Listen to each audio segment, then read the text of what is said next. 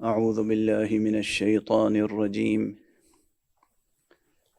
بسم الله الرحمن الرحيم. الحمد لله رب العالمين، والصلاة والسلام على أشرف الخلائق أجمعين، سيدنا وسيد الأولين والآخرين، حبيبنا وحبيب إله العالمين، إمام المرسلين وخاتم النبيين، أبي القاسم المصطفى محمد. اللهم صل على محمد وآل محمد وعلى أهل بيته الطيبين الطاهرين الهداة المهديين المعصومين المظلومين، واللعنة الدائمة على أعداء الحق والدين. أما بعد، فقد قال الله تعالى عز اسمه في محكم كتابه ومتقن خطابه: بسم الله الرحمن الرحيم. لو أنزلنا هذا القرآن على جبل لرأيته خاشعا متصدعا من خشية الله، وتلك الأمثال نضربها للناس لعلهم يتفكرون. صدق الله العلي العظيم.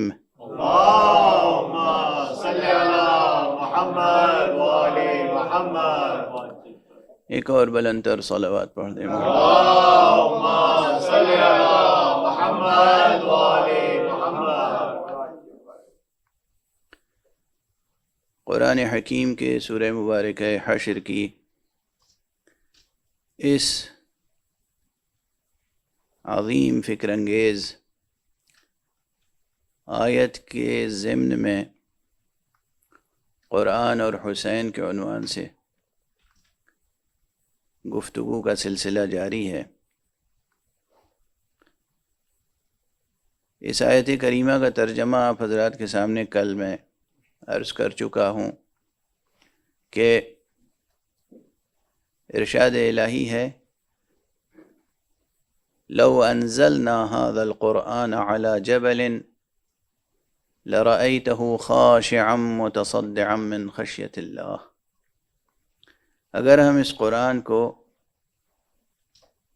کسی پہاڑ پر نازل کرتے تو تم دیکھتے کہ وہ خوف و خشیت الہی سے لرز جاتا، کانپ جاتا، ٹکڑے ٹکڑے ہو جاتا. اور یہ مثالیں وَتِلْكَ الْأَمْثَالُ نَضْرِبُهَا لِلنَّاسِ لَعَلَّهُمْ يَتَفَكَّرُونَ. اور یہ مثالیں ہم اس لیے لوگوں کے سامنے پیش کرتے ہیں تاکہ لوگ فکر کریں. ظاہر ہے سب سے پہلے جب فکر کا سلسلہ اس آیت کریمہ کی روشنی میں شروع ہوگا تو خود حقیقت قرآن تک پہنچے گا. گزشتہ 3 مجلسوں میں عرض کر چکا ہوں کہ قرآن مجید کی حقیقت نورانی ہے اور بہت عظیم ہے. بہت عظیم ہے، اتنی عظیم کہ یہ بھی ان حقائق وجودیہ میں سے ہے جن حقائق کے تعلق سے ذہن انسانی مکمل تصور قائم کرنے سے قاصر ہے.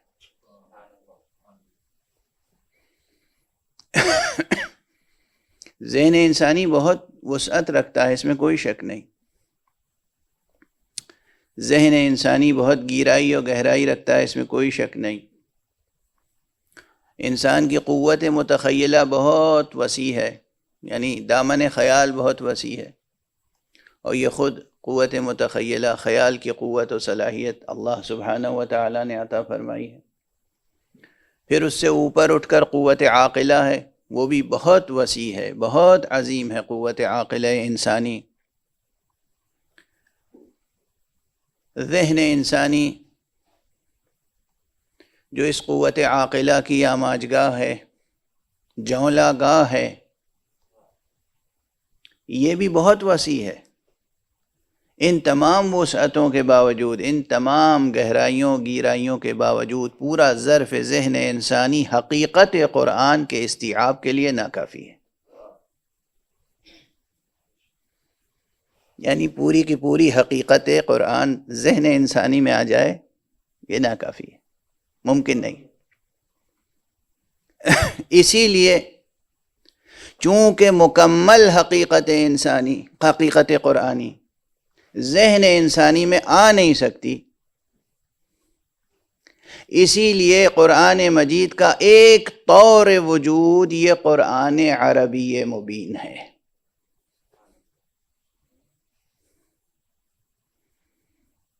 بحث اتنی آسان بھی نہیں ہے جتنی آسان کچھ حضرات سمجھ رہے ہیں. بحث مشکل ہے، کلامی بحث بھی ہے، یہ علم کلام سے تعلق رکھتی ہے، اور یعنی علم عقائد سے، اور حکمی بحث بھی ہے، یعنی حکمت سے تعلق رکھتی ہے، علم حکمت سے، فلسفیانہ بحث ہے. ولا بد من، کوئی چارہ نہیں ہے کہ انسان فلسفیانہ اپروچ نہ اختیار کرے. بعض حضرات فلسفہ بیزار واقع ہوئے ہیں،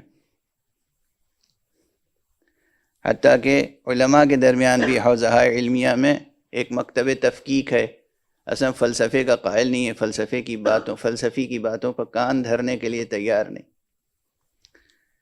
لیکن جب آپ لفظ وجود استعمال کرتے ہیں تو وہیں سے بات فلسفے سے جڑ جاتی ہے. وجود کو کون پہچانے گا؟ وجود کو کون پہچانوائے گا؟ وجود کو کون ڈیفائن کرے گا؟ اگر وجود ڈیفائن کرنے کے قابل نہیں ہے تو یہ بات بھی کون سمجھائے گا کہ یہ ڈیفائن کرنے کے قابل نہیں ہے؟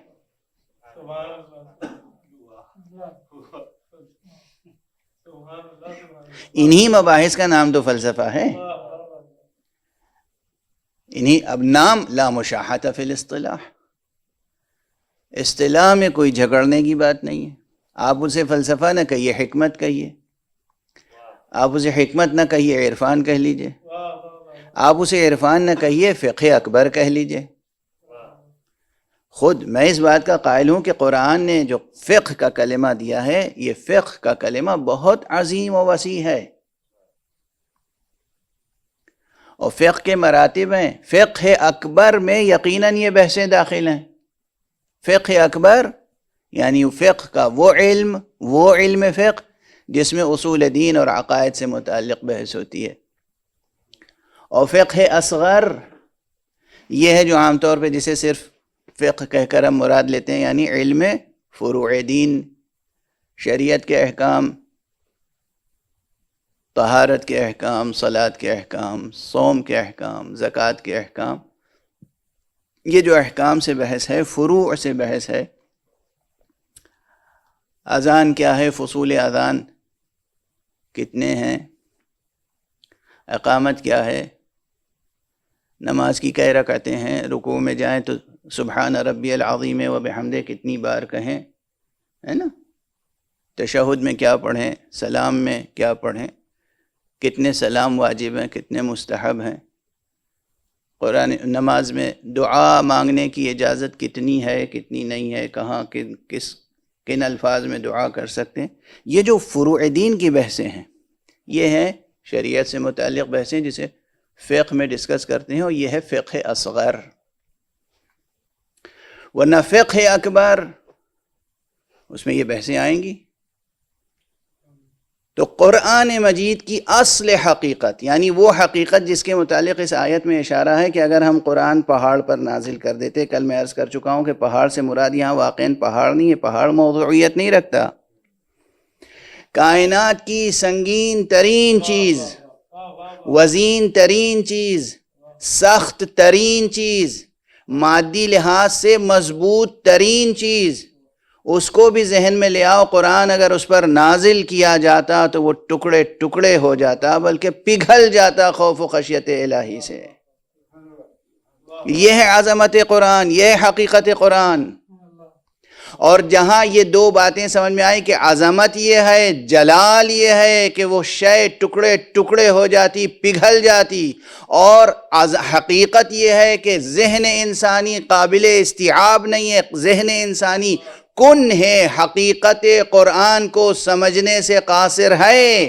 یہ دو باتیں اگر سمجھ میں آ جائیں تو اس قلب کی عظمت سمجھ میں آئے گی جس قلب پر یہ قرآن نازل ہوا ہے۔ محمد وآل محمد صلوات اللہم صلی علی محمد وآل محمد۔ قرآن کی عظمت سمجھ میں آ گئی تو مصطفیٰ صلی اللہ علیہ وآلہ وسلم کی عظمت سمجھ میں آ جائے گی۔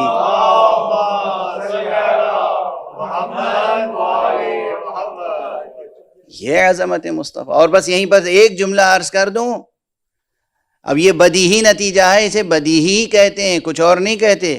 جب یہ بات واضح ہو گئی کہ قرآن مجید کی حقیقت کن ہے، حقیقت تک کا ذہن انسانی احاطہ نہیں کر سکتا، تو اس قلب کا احاطہ کہاں کر سکے گا جس قلب نے اس کا احاطہ کیا ہو؟ یہیں سے فرق واضح ہو جاتا ہے عام انسانوں میں اور اس انسان کامل میں جس کا نام محمد ہے۔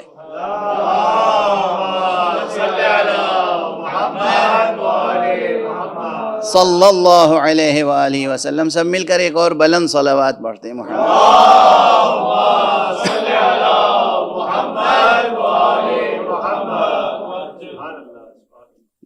جب کن ہے حقیقت قرآنی تک ذہن نہیں پہنچ سکتا، احاطہ نہیں کر سکتا، تو اس قلب کا اندازہ کیجئے جس قلب نے اس حقیقت کا احاطہ کیا ہو، وہ ہے قلب مصطفیٰ، وہ ہے ذات مصطفیٰ۔ اور اسی لیے جب ہم کہتے ہیں کہ کن ہے ذات مصطفیٰ صلی اللہ علیہ وآلہ وسلم،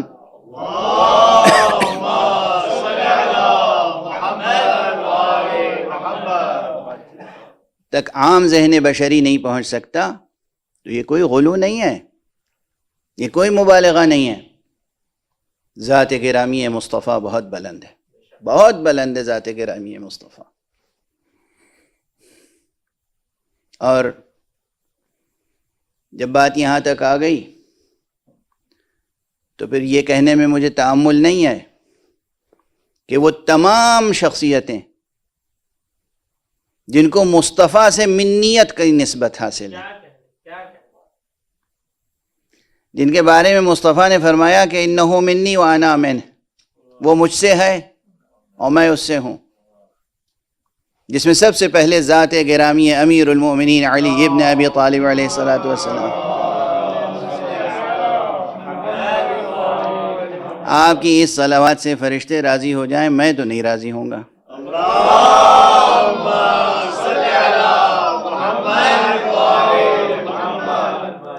امیر المومنین، امام المتقین، نفس رسول، قرآن ناطق، فرزند ابو طالب، در شاہوار فاطمہ بنت اسد، جسے میں فرزند ابو طالب تو کہتا ہوں لیکن مجھے بہت اچھا لگتا ہے جب اسے فرزند کعبہ کہتا ہوں۔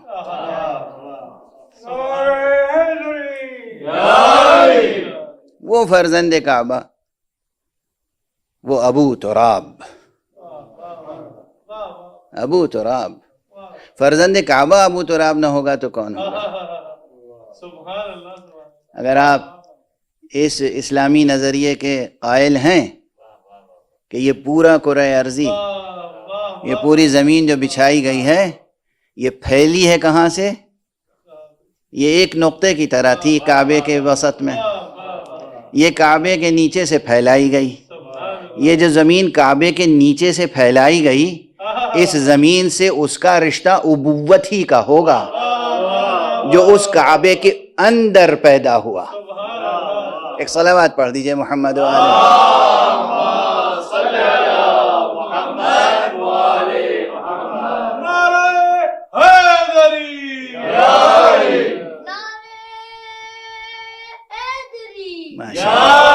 ماشاء اللہ، جزاک اللہ۔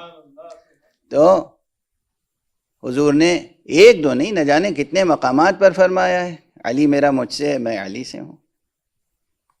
اور پھر حضرت امام حسن علیہ السلام کے متعلق اور حضرت امام حسین سید الشہداء ابو عبداللہ الحسین علیہ السلام سے متعلق بھی مشہور ترین حدیثوں میں سے ہے، جس کا کوئی صحیح سچا کسی بھی مسلک کا ہو، کوئی صحیح سچا محدث انکار نہیں کر سکتا کہ حضرت نے فرمایا حسین منی وانا من حسین.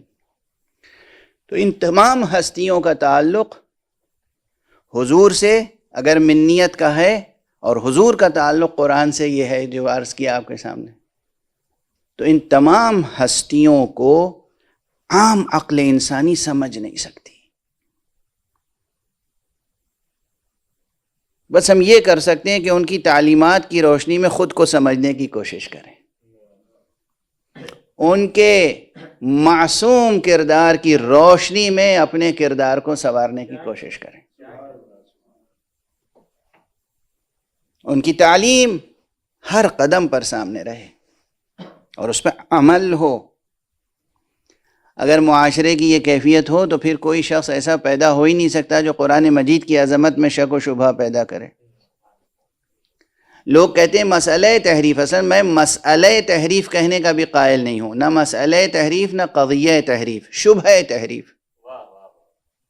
شبہ تحریف علمی اعتبار سے میں اسے اس لیول پہ نہیں رکھتا کہ اس کو مسئلہ کہوں یا قضیہ کہوں. تمام عالم اسلام میں سنتاً و شیعتاً، شیعتاً و سنتاً، نہ ہم برادران اہل سنت کو کہہ سکتے ہیں کہ تم تحریف کے قائل ہو، اور نہ وہ برادران شیعہ کو کہہ سکتے ہیں کہ تم تحریف کے، کوئی تحریف کا قائل نہیں ہے. چند شذوذ شاذ شخصیتیں، اور وہ بھی یا ضعیف العقل ہیں یا اگر عاقل ہیں تو ضعف عقل کی کیفیت میں اس شبہے میں مبتلا ہو گئیں. اس سے زیادہ کچھ نہیں کہہ سکتا. ایک صلوات پڑھ دیجئے محمد.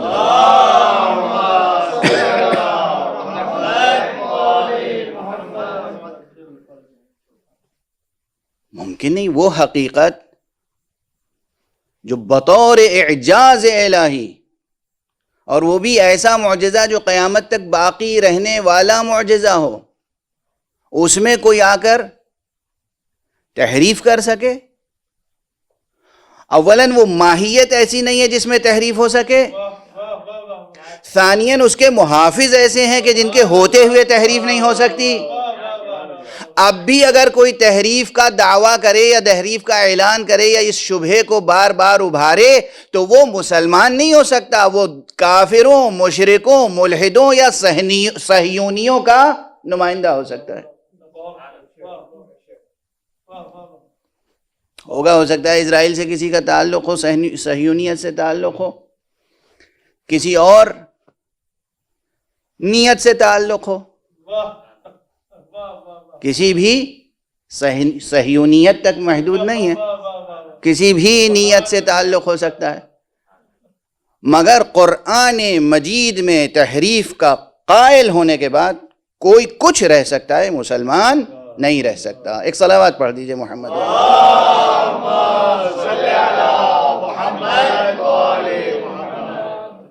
اس قرآن مجید کا تعلق ذات گرامی مصطفیٰ صلی اللہ علیہ وآلہ وسلم سے جو ہے وہ آپ کے سامنے ایک رخ میں نے عرض کیا. ایک طرف خود قرآن وہ عظیم حقیقت ہے جس کی کن ہے حقیقت تک، باطن قرآن تک، حقیقت قرآن تک، ماہیت قرآن تک، ہویت قرآن تک کوئی پہنچ نہیں سکتا. یہ ٹھیک ہے، یہ عبارتیں سب پڑھتے ہیں، یہ بسم اللہ سے والناس تک 2 دفتیوں کے درمیان جو قرآن ہے، اس کا ایک ایک حرف، ایک ایک لفظ، ایک ایک حرکت اللہ کی طرف سے نازل ہے اور ہمارے لیے حجت ہے اس دنیا میں. اس ظاہر قرآن کے ماورا جو حقیقت قرآن ہے. اب آپ کہیں گے یہ کیا بار بار آپ فرما رہے ہیں ظاہر قرآن و حقیقت قرآن و ماورا؟ اگر بہت مشکل ہو تو میں آپ کی مثال دے دوں. آپ حضرات سامنے جو بھی بیٹھے ہیں، کوئی بھی آ جائے، کوئی بھی آ جائے اب یہاں پر، تو یہ کوئی بھی آ جائے. یہ مثال شاید اس سے پہلے بھی میں دے چکا ہوں گا ایک سے زائد مرتبہ، چونکہ یہ مثال ایسی ہے جسے دے کر انسان کے ذہن کو بیدار کرنا اور اس کو خود شناسی کی طرف لانا مقصود ہوتا ہے۔ اور ایک دلاویز مثال ہے کہ خود آپ نے اپنی شخصیت کی اس لازمی ڈوئلٹی کو محسوس کیا ہے کہ آپ کا یہ جو چہرہ ہے جو آئینے میں نظر آتا ہے یہ آپ کا چہرہ نہیں ہے، یہ آپ کے بدن کا چہرہ ہے، یہ آپ کے جسم کا چہرہ ہے۔ یہ آئینے میں جو دیکھتے ہیں، اور دیکھنا مستحب بھی ہے، آئینے میں دیکھنا خود کو، اپنے چہرے کو مستحب ہے۔ 5 وقت نماز سے پہلے، وضو کے بعد چہرہ دیکھنا چاہیے، محاسن پر شانہ کرنا چاہیے، یعنی داڑھی میں کنگھی کرنی چاہیے، زلفیں سنوارنی چاہیے، اچھا لباس پہننا چاہیے، اپنے بہترین لباس کے ساتھ اور بہترین زیب و زینت کے ساتھ حق سبحانہ و تعالیٰ کے سامنے پیش ہونا چاہیے۔ یہ ادب سکھایا گیا ہے ہمیں۔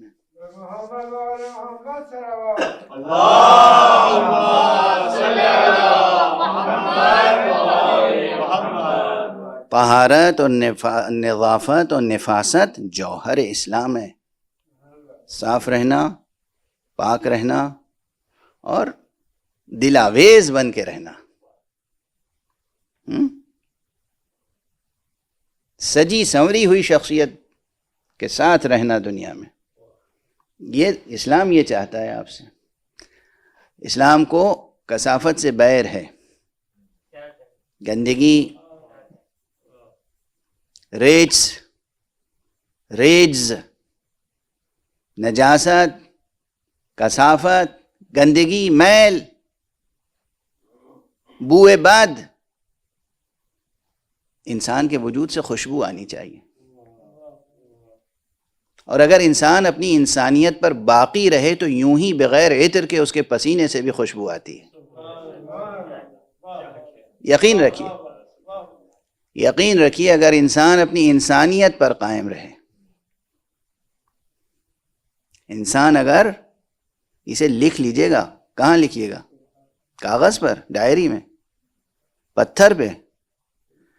نہ کاغذ کی ڈائری میں لکھیے گا، نہ پتھر کی تختی پر، لوح قلب پہ لکھ لیجئے گا، اسے مصحف دل میں لکھ لیجئے گا، دیوان ذہن میں لکھ لیجئے گا، بیاض جاں میں لکھ لیجئے گا، وہاں لکھ لیجئے گا کہ اگر انسان اپنی انسانیت پر باقی رہے تو اس کے پسینے سے عطر سے زیادہ خوشبو آئے گی۔ یہ کوئی شاعری نہیں کر رہا ہوں میں، یہ خود ایک پیغام ہے۔ تو بہرحال یہ جو آپ اپنا چہرہ آئینے میں دیکھتے ہیں یہ مستحب ہے، اچھی بات ہے، مگر اس میں واقعاً آپ کا یہ جسم کا چہرہ نظر آتا ہے، بدن کا چہرہ نظر آتا ہے، مادی چہرہ نظر آتا ہے۔ آپ کا چہرہ، دیکھیے انسان کا یہ جو بدن ہے اس میں ہے گوشت، ہڈی، خون، رگیں، پٹھے، چربی، کھال، بال اور نہ جانے کیا کیا۔ یہ ہے آپ کا، اب ظاہر میں میڈیکل سائنس اور انیٹمی کی کلاس تو لے نہیں رہا ہوں اس وقت، یہ ہے آپ کا بدن۔ آپ کا انسانی وجود کیا ہے؟ وہ چہرہ، وہ جسم تو مجازن کہہ رہا ہوں، وہ بدن، وہ وجود آپ کا، وہ پیکر، وہ ماہیت، اس میں علم، حلم، اخلاق، سخاوت، شجاعت، عدالت، انصاف، محبت، مروت، مودت، اور ہمارے آپ ان چیزوں کا مجموعہ۔ وہاں ہڈی، گوشت، بال، کھال نہیں ہے، اور یہ چیزیں آئینے میں نظر نہیں آتی۔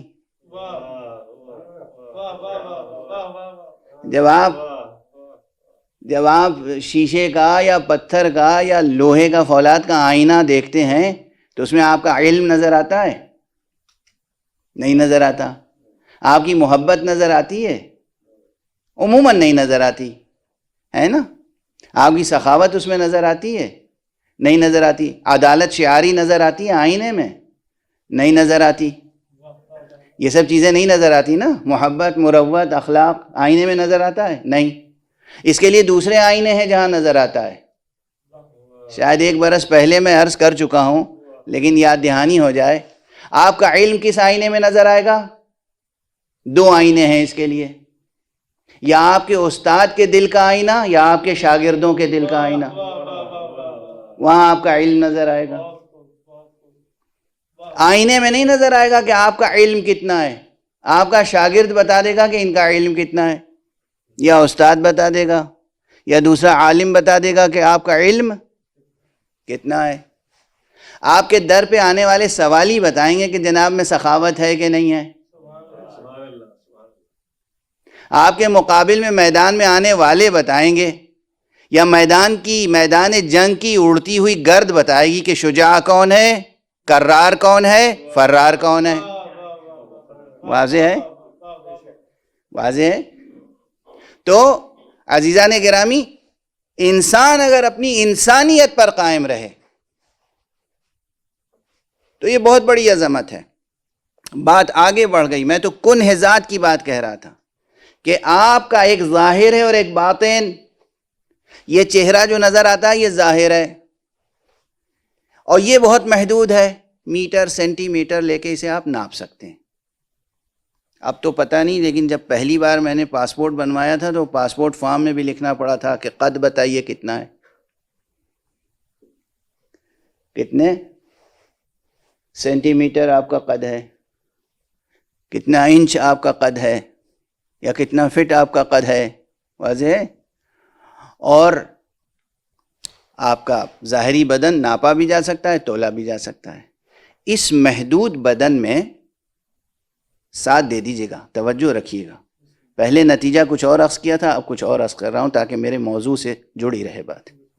آپ کے جسم کا حدود اربع بالکل ایگزیکٹ صحیح آج کی سائنس اتنی ترقی کر چکی ہے کہ یہ ناپ کے تول کے بتا سکتی ہے، اور وہ یقیناً بہت چھوٹا سا محدود حصہ وجود مادی ہے جو سامنے آئے گا. لیکن اس چھوٹے سے محدود وجود مادی کے اندر کتنا گہرا علم ہے، کتنا گہرا اخلاق ہے، کتنا عظیم اخلاق ہے آپ کے اندر، کتنا وسیع و عریض حافظہ ہے آپ کا، کیسی عظیم قوت متخیلہ ہے آپ کی، کتنی بے پناہ کریٹیوٹی ہے آپ کے اندر، کتنی بے پناہ دریا دلی ہے آپ کے اندر، سمندروں کی طرح آپ کے اندر رحم ہے، کرم ہے، شجاعت ہے. یہ تمام چیزیں قابل قیاس نہیں ہے کہ اتنے چھوٹے سے مادی وجود میں اتنی عظیم کائنات چھپی ہوئی ہے جو کسی بھی اعتبار سے پیمائش جس کی نہیں کی جا سکتی، جسے میجر نہیں کیا جا سکتا، جسے ویٹ نہیں کیا جا سکتا. جب ہمارے اور آپ کے ظاہری اور باطنی وجود میں یہ رشتہ ہے تو پھر قرآن مجید کے الفاظ گنے جا سکتے ہیں، آیتیں گنی جا سکتی ہیں، حروف گنے جا سکتے ہیں، زیر زبر گنے جا سکتے ہیں، مگر اس قرآن مجید کے اندر علم الہی کی کتنی گہرائی ہے کوئی نہیں حساب کر سکتا. محمد وآل محمد صلوات اللہم صلی علی محمد وآل محمد. علم الہی کی کتنی گہرائیاں اس میں آ گئی ہیں اس قرآن مجید میں، ان الفاظ کے ماورا. یہ واضح ہے. تو وہ کنہ حقیقت ذہن انسانی میں نہیں آ سکتی. انسان بسم اللہ سے والناس تک حافظ قرآن بن سکتا ہے. عام انسان کی بات کر رہا ہوں ابھی میں. عام انسان حافظ قرآن بن سکتا ہے. ایک ایک حرف، ایک ایک آیت اسے یاد ہوگی، بلکہ اختلاف قرأت کے ساتھ یاد ہوگی. کس قاری نے کس طرح پڑھا، کس قاری نے ملک یوم الدین پڑھا، کس قاری نے مالک یوم الدین پڑھا، کس قاری نے کفوا احد پڑھا، کس قاری نے کفوا احد پڑھا. سمجھے آپ؟ یہ جتنا علم القراءات ہے اس سب کے ساتھ ایک عام انسان، ایک عام قاری، ایک عام مقری، ایک عام مفسر حفظ کر سکتا ہے قرآن مجید کو، لیکن اس کے اندر علمی گہرائیاں کتنی ہیں یا رسول اللہ بتا سکتے ہیں، یا وہ بتا سکتا ہے جسے رسول اللہ نے براہ راست تعلیم دیا ہو۔ وہ کہہ سکتا ہے سلونی سلونی قبل ان تفقدونی، مجھ سے پوچھ لو قبل اس کے کہ میں تمہارے درمیان نہ رہوں۔ قرآن مجید کی ایک ایک آیت کے بارے میں بتا سکتا ہوں، کون حضر میں نازل ہوئی، کون سفر میں نازل ہوئی، کون بر میں نازل ہوئی، کون بحر میں نازل ہوئی، کون ہجرت کے بعد نازل ہوئی، کون ہجرت کے قبل نازل ہوئی، کون حالت جنگ میں نازل ہوئی، کون حالت صلح میں نازل ہوئی، کون دن میں نازل ہوئی، کون رات میں نازل ہوئی، کون گھر میں نازل ہوئی، کون میدان میں نازل ہوئی، کون مسجد میں نازل ہوئی۔ اور فرمایا آپ نے یہ وہ بتا سکتا ہے۔ اور بار بار امیر المومنین علی ابن ابی طالب علیہ السلام نے دعوت سلونی دی ہے، بار بار کہا ہے سلونی سلونی قبل ان تفقدونی۔ اور صرف یہ نہیں کہ کون سی آیت کب اور کہاں نازل ہوئی، یعنی صرف شان نزول کی بات نہیں کی ہے، بلکہ اس کے معنی کی بات کی ہے۔ پوچھ لو مجھ سے اس کی تفسیر، پوچھ لو پوچھ لو مجھ سے اس کی ترتیل، پوچھ لو تجوید، پوچھ لو تفسیر، پوچھ لو تعویل، پوچھ لو۔ نعرہ حیدری اور محمد وآل محمد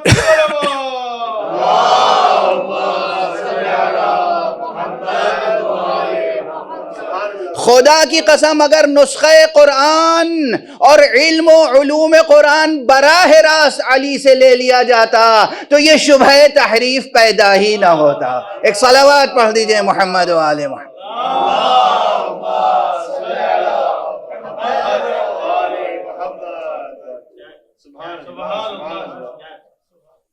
آج ہی مطالعہ کر رہا تھا ابھی یہاں آنے سے قبل،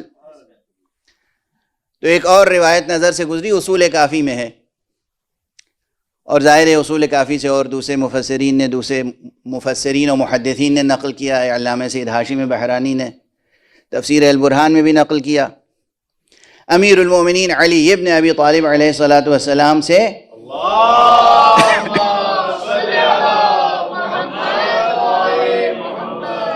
یہ روایت ہے، اور جہاں تک اس حقیر نے تحقیق کی، اس کی سند کی، تو بہرحال اس فقیر کے نزدیک تو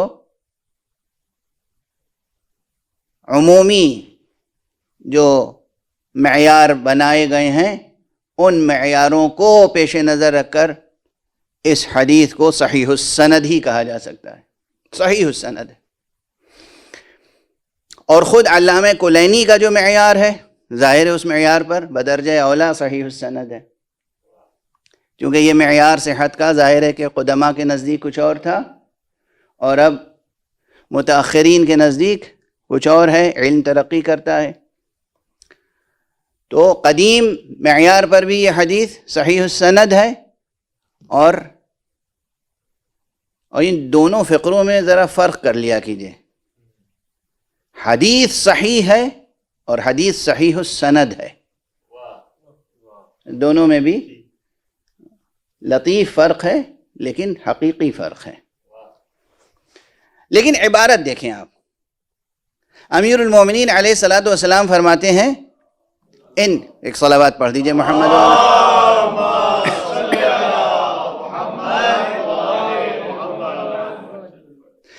ان اللہ تبارک و تعالی طہرنا وعصمنا وجعلنا شهداء على خلقه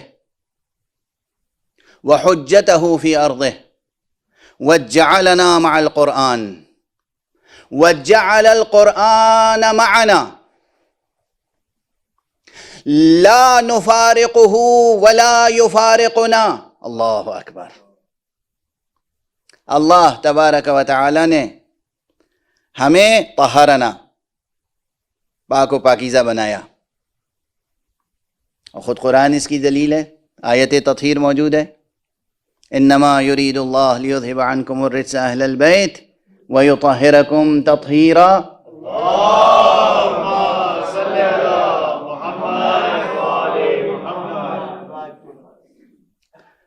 اللہ سبحانہ و تعالیٰ نے ہمیں، مجھے نہیں فرما رہے ہیں، ہمیں، ان اللہ تبارک و تعالی طہرنا، اس کے بعد عصمنا، اور ہمیں معصوم بنایا،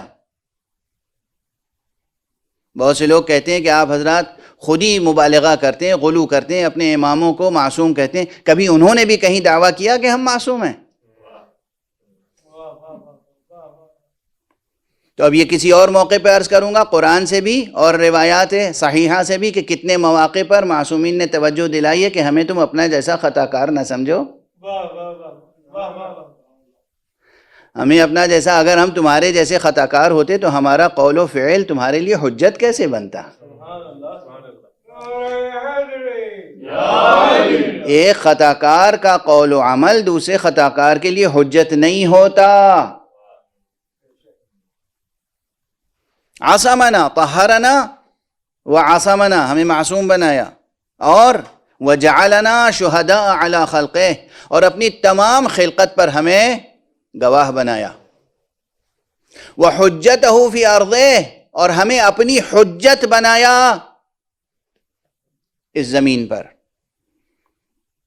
اور کیا کیا؟ وجعل القرآن معنا، قرآن کو ہمارے ساتھ قرار دیا. اور ہمیں قرآن کے ساتھ قرار دیا. جعلنا مع القرآن وجعل القرآن معنا لا يفارقنا ولا نفارقه. نہ ہم کبھی قرآن سے جدا ہو سکتے ہیں، نہ قرآن ہم سے کبھی جدا ہو سکتا ہے. توجہ فرما رہے ہیں آپ؟ رسول اللہ صلی اللہ علیہ وآلہ وسلم نے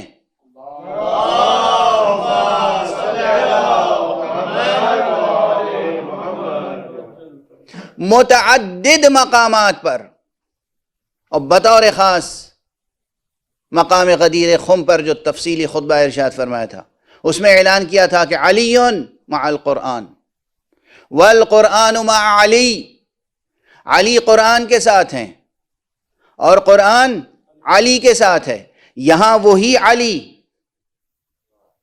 جن کو رسول اللہ نے فرمایا کہ یہ قرآن کے ساتھ ہیں اور قرآن ان کے ساتھ ہے، وہ فرما رہے ہیں ہم قرآن کے ساتھ ہیں اور قرآن ہمارے ساتھ ہے. یہاں صرف ایک واحد متکلم کا صیغے میں گفتگو نہیں فرمائی. اس کے معنی یہ ہے کہ اسی حدیث علوی سے ثابت ہو گیا کہ قرآن اور حسین کا رشتہ بھی ویسا ہی ہے جیسے قرآن اور علی کا رشتہ ہے. قرآن اور حسن کا رشتہ بھی ویسے ہی ہے جیسے قرآن اور علی کا رشتہ ہے. اور قرآن اور علی کا رشتہ ویسا ہی ہے معنوی لحاظ سے جیسے مصطفیٰ اور قرآن کا رشتہ ہے، صرف اس فرق کے ساتھ کہ مصطفیٰ نبی ہیں اور ان کے بعد کوئی نبی ہونے والا نہیں ہے. صلوات پڑھ دے محمد والے.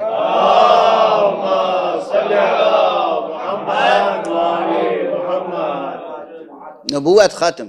جب ہم کہتے ہیں علی کو نفس رسول تو یہ نعوذ باللہ ختم نبوت پہ اس پہ حرف نہیں آتا ہے.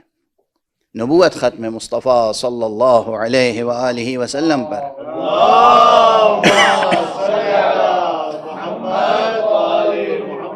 وہ خاتم النبیین بھی ہیں، خاتم النبیین بھی ہیں، وہ سید المرسلین بھی ہیں اور اشرف المرسلین بھی ہیں. وہ صاحب معراج پیغمبر، اس پر نبوت ختم ہو گئی. اور یہ جملہ ظاہر میرا ہی ہے تو میں جتنی بار دہراؤں کسی کو اعتراض کا کیا حق ہو سکتا ہے.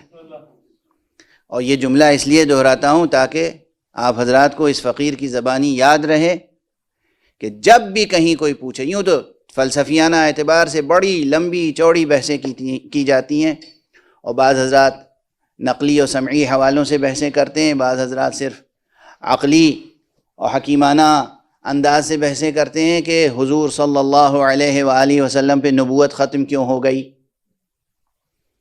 ختم نبوت، فلسفہ ختم نبوت، یعنی بعض حضرات تو سوال کرتے ہیں ختم کیوں ہو گئی، اور بعض حضرات بیان کرتے ہیں کہ ختم کیوں ہو گئی.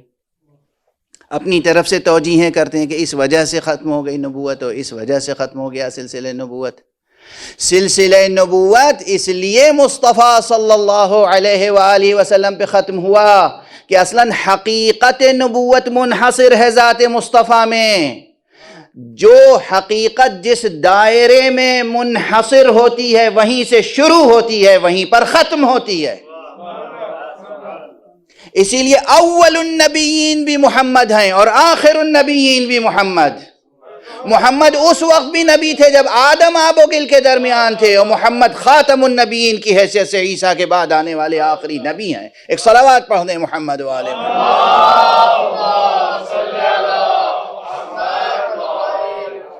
اور دیگر بلند تر صلوات۔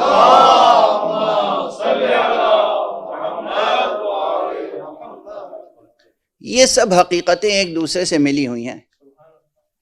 قرآن کی حقیقت، قرآن کی عظمت، قرآن کی عصمت۔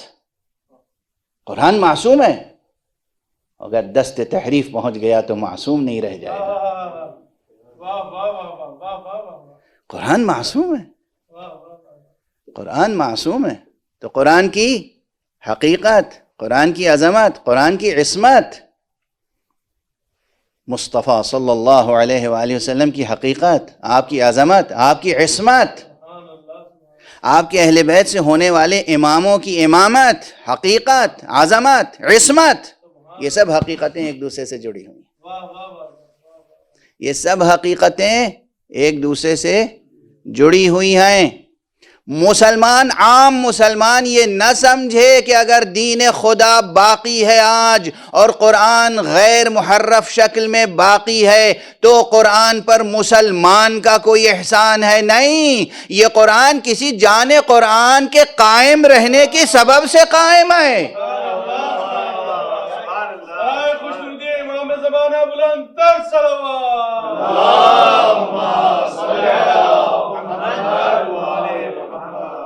ایک جان رسول، ایک نفس رسول، ایک امام اہل بیت رسول سے، ایک حامی قرآن، ایک حامل قرآن، ایک مفسر قرآن، ایک مؤول قرآن، ایک حقیقت قرآن، ایک قرآن ناطق آج بھی موجود ہے پردہ غیب میں، ویسے ہی جیسے خود معنی قرآن الفاظ کے پردے میں ہے۔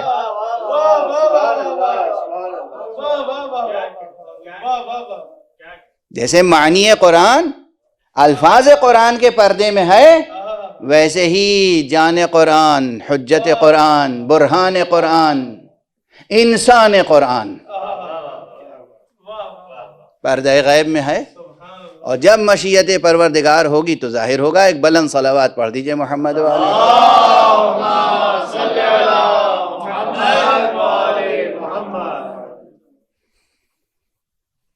ان میں سے ہر ایک کی یہی شان ہے جو ہمارے سرکار سید الشہداء ابو عبداللہ الحسین علیہ السلام کی شان ہے۔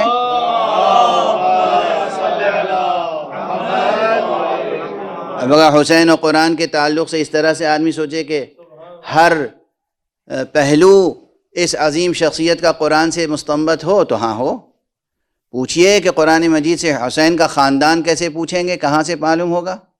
جواب سامنے، انما یرید اللہ لیذھب عنکم الرجس اہل البیت ویطہرکم تطہیرا۔ یہ حسین کے خاندان کا تعارف ہے۔ کوئی اور دعویٰ کر سکتا ہے کہ اس کے خاندان کا تعارف ہے؟ کوئی اس دائرے میں داخل ہونے کی کوششیں کرتے رہتے ہیں بہت سے لوگ، مگر یہ ہے تعارف حسین کا۔ اور صاف صاف اگر یہ پوچھنا ہو کہ حسین کی جو آپ کہتے ہیں فرزند رسول، فرزند رسول، فرزند رسول، یہ ثابت کیجئے قرآن سے کہ حسین فرزند رسول ہیں، میں کہوں گا کہ آپ کو شرم آنی چاہیے۔ کیا وحدت اور تثلیث کا مناظرہ و مباہلہ بھول گئے؟ خود قرآن کہتا ہے وَأَبْنَاءَنَا وَأَبْنَاءَكُمْ۔ جب تک قرآن میں ابناءنا اور ابناءکم موجود ہے، حسین فرزند رسول ہیں، یہ حقیقت قرآن سے سامنے آ رہی ہے۔ برائے خوشنود یہ سید الشہداء بلند تر صلوات۔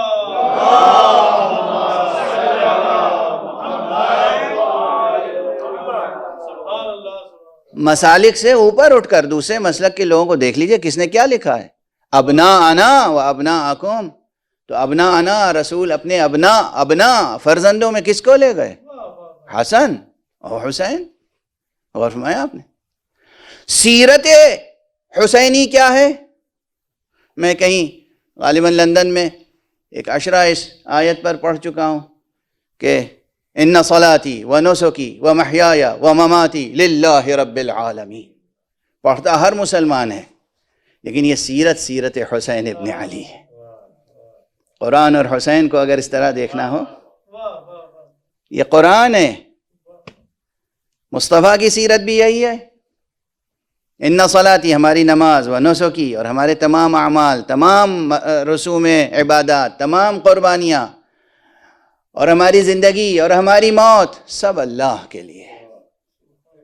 ان صلاتی و نسکی و محیای و مماتی للہ رب العالمین۔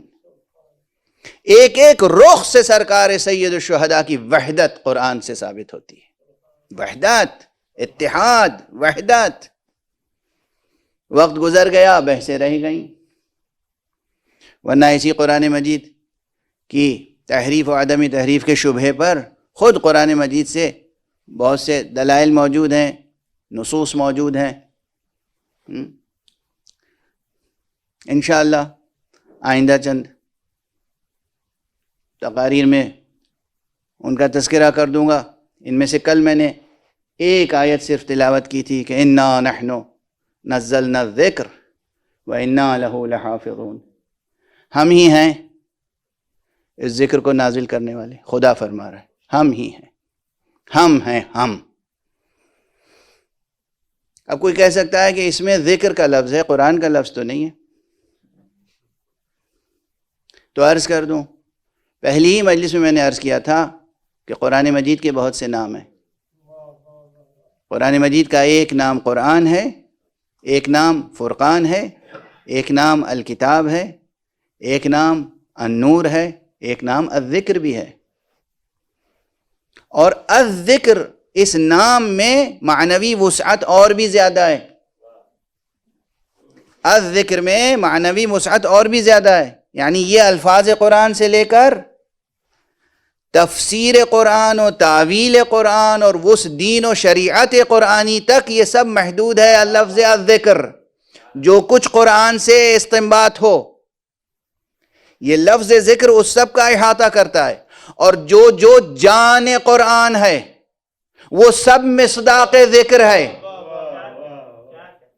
جو جان قرآن ہے وہ تمام ہستیاں مصادیق ذکر میں شامل ہیں۔ تو اللہ سبحانہ و تعالی قرآن کی حفاظت کی بھی ذمہ داری لے رہا ہے، اور اس کی حفاظت کرنے والوں کی حفاظت کی ذمہ داری بھی لے رہا ہے کہ حسین ابن علی یکا و تنہا کربلا میں شہید ہو جائیں گے، کون ہوگا جو ان کے ذکر کو باقی رکھے؟ کون ہوگا جو ان کے پیغام کو تحریف سے باقی رکھے؟ وہ بھی بدست قدرت باقی رہے گا، وہ بھی بدست قدرت باقی رہے گا۔ کون تھا کربلا میں؟ کون تھا کربلا میں؟ بس گفتگو کو تاریخوں کی مناسبت سے اختتام تک پہنچاؤں۔ حسین ابن علی مدینے سے نکلے، مکے سے بھی نکلنا پڑا آپ کو، سفر تمام کیا کہاں جا کر؟ کربلا میں۔ کربلا میں 2 محرم کو آقا حسین کا قافلہ پہنچا، کاروان شہادت پہنچا۔ اور کتنے افراد تھے؟ دشمنوں کی تعداد کتنی تھی؟ اب یہ سب وضاحت کرنے کی ضرورت تو نہیں ہے نا۔ جو میں نے کہا وہ جملہ دلیل و برہان اپنے ساتھ رکھتا ہے، واضحات میں سے ہے۔ کتنے افراد تھے؟ سب شہید ہو گئے، لیکن آقا حسین کا تذکرہ آج بھی دنیا میں زندہ ہے، اور اپنی سچائی کے ساتھ زندہ ہے، اپنی سچائی کے ساتھ باقی ہے۔ بس اب چند واقعات کی طرف اس طرح اشارہ کر دوں کہ آپ کا جذبہ عزا آسودہ ہو جائے۔ آقا حسین نے جب عرض کربلا پہ پہنچے ہیں تو ہمارے بعض روات نے بھی، بعض ارباب مقاتل نے بھی، اور بطور خاص مرثیہ لکھنے والوں نے اس مضمون کو بہت پرشکوہ انداز سے ادا کیا ہے کہ چلتے چلتے گھوڑا رک گیا آقا کا.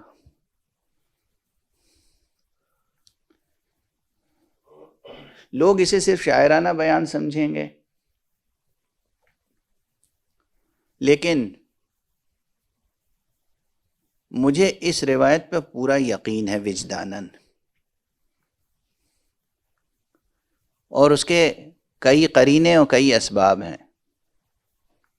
اصلاً جو اصیل نسل کے گھوڑے ہوتے ہیں ان میں کچھ خصوصیتیں ہوتی ہیں خدا داد. ان کی جو جبلت ہے، ان کی جو حیوانی فراست ہے، گھوڑے کی جو اپنی فراست ہے، وہ عموماً اپنے سوار کا بہت وفادار ہوتا ہے، اور اپنی پشت پہ جو سوار ہوتا ہے، اس کی جو مالک ہوتا ہے اس کا، اس کے تعلق سے آنے والی خوشیوں اور آنے والی مصیبتوں کا احساس بھی اس حیوان کو ہو جاتا ہے. یہ تو عام گھوڑوں میں بھی یہ صفتیں ہوتی ہیں، اصیل نسل کے جو عام گھوڑے ہوتے ہیں. کہیں اگر آگے خطرہ محسوس کر لیں وہ، تو لاکھ ایڑ لگائے سوار آگے نہیں بڑھتے، اپنے دونوں پاؤں کھڑے کر دیتے ہیں، آگے نہیں بڑھتے. یہ فطرت میں داخل ہے اس کی.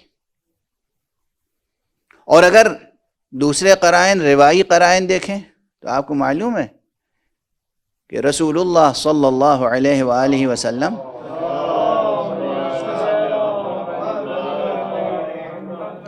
جب مکے سے ہجرت کر کے مدینے تشریف لے گئے تھے تو آپ نے خود اپنے ناقے کو کہیں نہیں روکا تھا، کہیں نہیں بٹھایا تھا. لوگ چاہتے تھے کہ وہ ناقہ، ہر شخص چاہتا تھا، حضور کا چاہنے والا، کہ ناقے کو اپنے دروازے کے سامنے روک لے اور پھر اسی کو میزبانی کا شرف ملے. حضرت نے فرمایا کہ اسے چھوڑ دو، انہا مأمورہ، میرا یہ ناقہ جو ہے یہ مأمور ہے، یعنی اللہ کی طرف سے اسے بتا دیا گیا ہے کہاں جا کے بیٹھنا ہے. رسول اللہ بھی مکے سے مدینے ہجرت کر کے آئے تھے اللہ کی خاطر. حسین بھی مدینے سے کربلا ہجرت کر کے آئے تھے اللہ کی خاطر. مجھے یقین ہے کہ جس گھوڑے پر حسین تشریف فرما تھے اس پر بھی حق سبحانہ و تعالیٰ کی طرف سے وہ مأمور گھوڑا تھا. جب آقا کی قربان گاہ آ گئی تو بس ٹھہر گیا.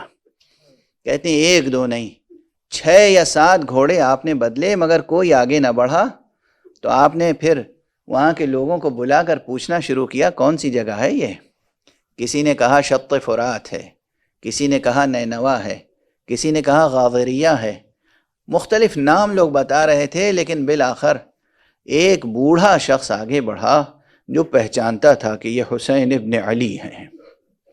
بنی اسد سے اس کا تعلق تھا. اس نے کہا فرزند رسول حسین ابن علی ابو عبداللہ، اس زمین کو کربلا بھی کہتے ہیں. اجرکم علی اللہ، اجرکم علی اللہ، اجرکم علی اللہ. آج آپ اجازت دیجئے ایک ایسے شہید کی شہادت کی طرف اشارہ کر دوں اسی روایت کے ضمن میں کہ جس کا عموماً تذکرہ نہیں ہوتا. آپ کو معلوم ہے عرض کربلا کا ذکر زبان مبارک پیغمبر پہ بھی آیا ہے. عرض کربلا کا ذکر زبان مبارک امیر المومنین پر بھی آیا ہے. جب امیر المومنین کوفے سے جنگ صفین کے لیے جا رہے تھے تو جاتے جاتے آپ نے ایک مرتبہ گھوڑے کو روکا اور بے تابانہ گھوڑے سے زمین پر آئے. بے چینی ظاہر تھی، بے تابی ظاہر تھی، ایک اضطراب، ایک غم ظاہر تھا.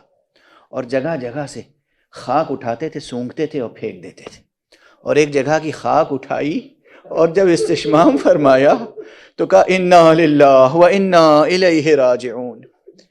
یہی مقام ہے، یہی وہ جگہ ہے، یہی جہاں ہمارے بچے شہید ہوں گے، جہاں بنی ہاشم کا ایک گروہ ذبح کیا جائے گا.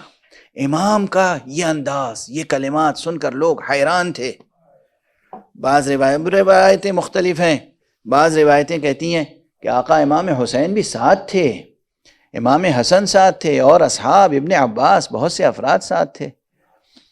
وہاں ایک درخت تھا، آپ اس درخت کے قریب گئے، وہاں 2 رکعت نماز پڑھی، خوب دیر تک دعا کی، خوب گریہ کیا. اور فرماتے جاتے تھے صبرن یا ابا عبداللہ، صبرن یا ابا عبداللہ، صبرن یا ابا عبداللہ، اے ابو عبداللہ صبر، اے ابو عبداللہ صبر، اے ابو عبداللہ، اپنے بیٹے کو کہہ رہے ہیں حسین کو، اے حسین میرے بچے صبر۔ اللہ اکبر، اللہ اکبر۔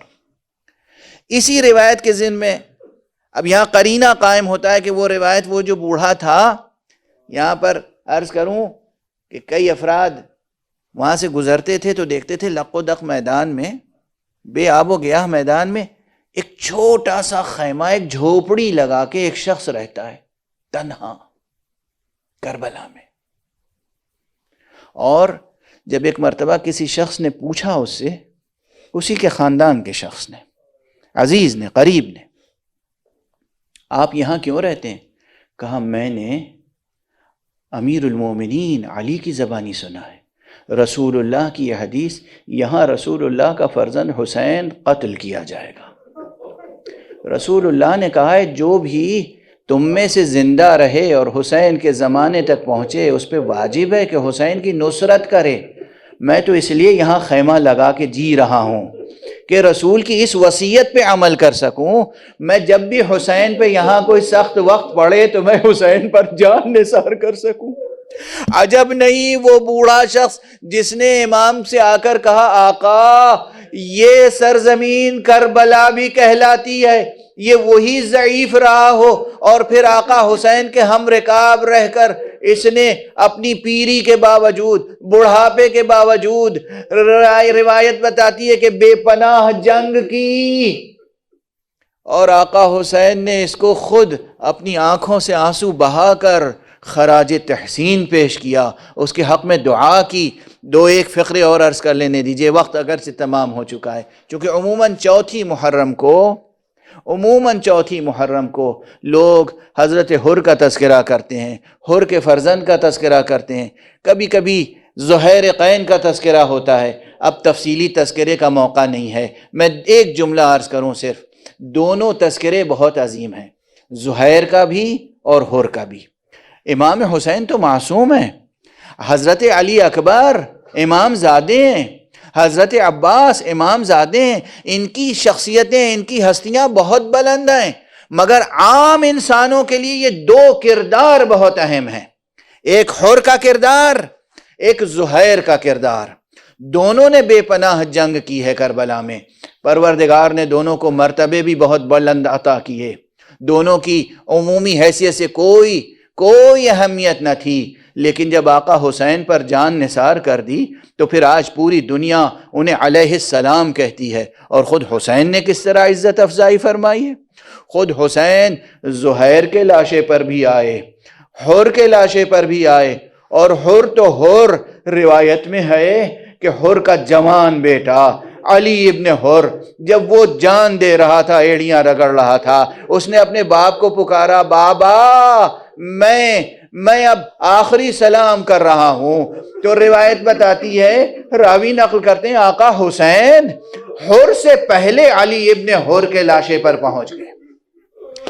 جب حر پہنچا دیکھا حسین مجھ سے پہلے پہنچ چکے ہیں، اور اس کے بیٹے کے سر کو لے کر اپنے زانوں پر رکھا ہے، خاک جھاڑ رہے ہیں اس کے گیسو سے، اس کے بالوں سے، اس کے حق میں دعا کر رہے ہیں۔ حر نے ایک مرتبہ کہا، آقا فرزند رسول، کیا مجھ جیسے گناہگار پر یہ احسان بھی کیا جاتا ہے؟ امام نے کمال شفقت سے فرمایا، حر مجھے معلوم ہے بوڑھے باپ سے جوان بیٹے کا لاشا اٹھانا آسان نہیں ہے، یہ بہت بڑا امتحان ہے۔ اب آپ اسی لیے تو تڑپتے ہیں، یہ حسین ہیں جو حر کو بتا رہے ہیں جوان بیٹے کا لاشا بوڑھے باپ سے نہیں اٹھتا، مگر اللہ اکبر، چند ساعتوں کے بعد، نماز ظہر کے بعد، جب علی اکبر سینے پر برچھی کا پھل کھائیں گے اس وقت بھی کوئی اور نہ ہوگا، حسین آئیں گے۔ انا للہ وانا الیہ راجعون، رضا بقضائہ وتسلیما لامرہ۔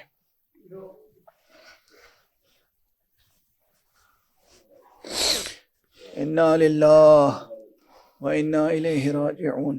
رضا بقضائه وتسلیما لامره۔ پروردگار ہمیں علوم قرآن اور معارف اہل بیت سے آشنا فرما۔ پروردگار ہمارے ذہن و قلب کو نور قرآن سے منور فرما، نور توحید و ولایت سے منور و مطہر فرما۔ پروردگار ہمارے ہاتھوں میں ہمیشہ دامان ختم نبوت رہے۔ پروردگار ہمارے سینوں میں ہمیشہ چراغ توحید روشن رہے۔ پروردگار ہمیشہ ہم صراط مستقیم ولایت پہ گامزن رہیں۔ پروردگار معبود ہمارے سروں پر علماء حق کا سایہ برقرار رہے۔ پروردگار مرجعیات دینیہ کی حفاظت فرما۔ پروردگار آقا حسین کے تمام ماتمیوں کی حفاظت فرما۔ پروردگار تمام عزاداروں کو سرفراز فرما۔ پروردگار معبود اپنے ولی آخر کو اذن ظہور عطا فرما اور ان کے ہاتھوں سے اپنی رحمت و رافت و عدالت کا پرچم لے۔